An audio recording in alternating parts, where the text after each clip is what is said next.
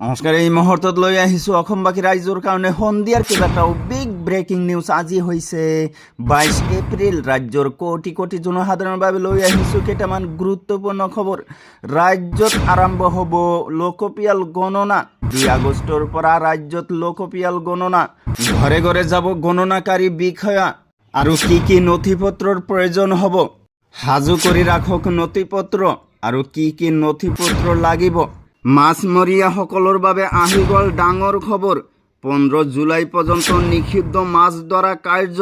মাছ ধৰিলেই কৰা হ'ব গ্ৰেপ্তাৰ, ভৰিব লাগিব জৰিমনা। জিলাই জিলাই চলিব বৃহৎ উচ্ছেদ। সৰ্বোচ্চ ন্যায়ালয়ৰ জৰুৰী নিৰ্দেশনা। 60 দিনৰ ভিতৰত উচ্ছেদৰ নিৰ্দেশনা সৰ্বোচ্চ ন্যায়ালয়ৰ। লগতে কেইটামান ৰাজনৈতিক আৰু অৰাজনৈতিক খবৰ যুগুত কৰা হৈছে আজিৰ দিনটোত। গতিকে এনেবোৰ খবৰ নেতো পাই থাকিবলৈ চেনেলটো ছাবস্ক্ৰাইব কৰি ভিডিঅ'টোত এটা লাইক কৰিবলৈ নাপাহৰিব। হয় বন্ধু বান্ধৱীসকল, আজি আমাৰ প্ৰথমটো খবৰ খুবেই গুৰুত্বপূৰ্ণ খবৰ। লগতে অসমবাসী ৰাইজৰ কাৰণে এটা ডাঙৰ খবৰ। ৰাজ্যজুৰি চলিব লোকপিয়ল গণনা। সমগ্ৰ দেশত 2 আগষ্টৰ পৰা আৰম্ভ হ'ব লোকপিয়ল গণনা।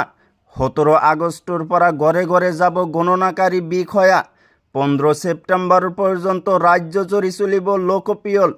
লোকপিয়লৰ বাবে ৰাজ্যত নিয়োগ 85,000 গণনাকাৰী বিষয়া। আনুষ্ঠানিকভাৱে জনালে লোকপিয়ল সঞ্চালক বিশ্বজিৎ পেগুৱে। ৰাজ্যজুৰি চলিব লোকপিয়ল। সমগ্ৰ দেশত 2 আগষ্টৰ পৰা আৰম্ভ হ'ব লোকপিয়ল গণনা। 17 আগষ্টৰ পৰা ঘৰে ঘৰে যাব গণনাকাৰী বিষয়া। 15 ছেপ্টেম্বৰ পৰ্যন্ত চলিব লোকপিয়ল গণনা। লোকপিয়লৰ বাবে ৰাজ্যত নিয়োগ 85,000 গণনাকাৰী বিষয়া। আনুষ্ঠানিকভাৱে জনালে লোকপিয়ল সঞ্চালক বিশ্বজিৎ পেগুৱে। তাৰ পিছত জনাইছোঁ আমাৰ দ্বিতীয়টো খবৰ, খুবেই গুৰুত্বপূৰ্ণ খবৰ।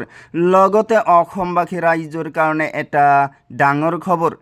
মাছ ব্যৱসায়ীৰ বাবে আহি গ'ল ডাঙৰ খবৰ।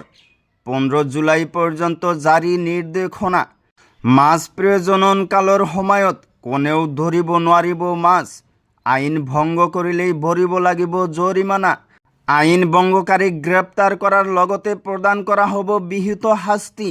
ফিচাৰী আইন আৰু বিধিৰ 23 ধাৰা অনুসৰি মাছ মৰা কাৰ্যত সম্পূৰ্ণ বাধা আৰোপ।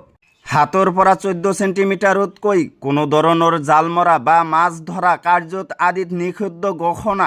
1 এপ্ৰিলৰ পৰা কাৰ্যকৰী হ'ব এই নিয়ম।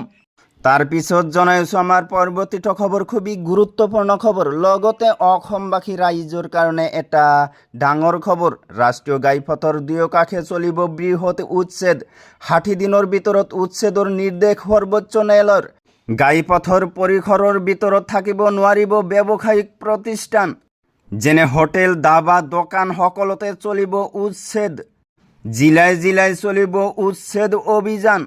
প্ৰতিখন জিলাৰ দণ্ডাধীশ আয়ুক্তক জৰুৰী নিৰ্দেশ ন্যায়ালয়ৰ।